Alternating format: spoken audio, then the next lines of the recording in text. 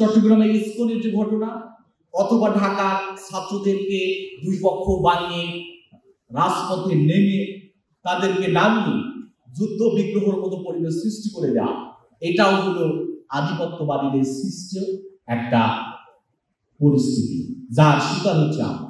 Cultural আধিপত্য আমাদেরকে যেভাবে ঘিরে রেখেছে, আমরা আমাদের নিজেদেরকে ওন করি না, আমরা অন্যদেরকে ওন করি।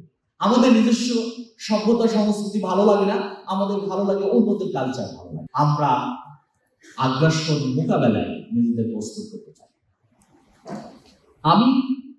আমাদের আরেকটি বড় চ্যালেঞ্জ হলো আমাদের শিক্ষা ব্যবস্থা। আমাদের শিক্ষা ব্যবস্থার বড় চ্যালেঞ্জটাই হলো যে এই শিক্ষা ব্যবস্থায় কি যোগ্য মানুষ হয় করে বলতে পারি। বাংলাদেশ ৭১ সাল থেকে নিয়ে এখন পর্যন্ত আমাদের যারা নেতৃত্বে আসছে, আমাদের জাতির যারা লিডার ছিল, আমাদের সেই জাতির লিডারদের ম্যাক্সিমাম তারা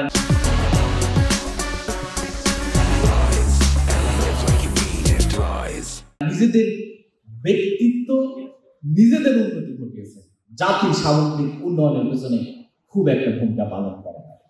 তারা নিজেরা অনেক বড় হয়েছেন, তারা খ্যাতি অর্জন করেছেন, নিজেদের অর্থের পাহাড় করেছেন, কিন্তু জাতিকে পিছিয়ে গেছে, সেটা নিয়ে নিজেদের কাজ করে।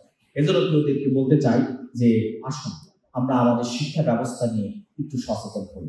আমাদের শিক্ষা ব্যবস্থা আমাদেরকে যোগ্য না করলেও আমি নিজে যোগ্য হতে চাই, এটা আমার এদের প্রথম। আমাদের এই দেশের এই সামগ্রিক এই পরিস্থিতিতে আমাদের জন্য সবচেয়ে বড় চ্যালেঞ্জ হলো আমাদের জন্য কালচারাল আগ্রাসন। আমাদের সামগ্রিক জাতি আজকে এই আগ্রাসনের শিকার। আমাদের মূল্যবোধগুলো নষ্ট হওয়ার অন্যতম কারণ হলো আমাদের প্রতি কালচারাল যে আগ্রাসনগুলো, এই আগ্রাসনগুলো আমাদেরকে অন্যদের উপর ডিপেন্ডেন্ট করে, অন্যদের অনুসরণ করতে শেখায়, এবং সেই আগ্রাসনগুলো তৈরি হয় আধিপত্যবাদীদের হাত দিয়ে।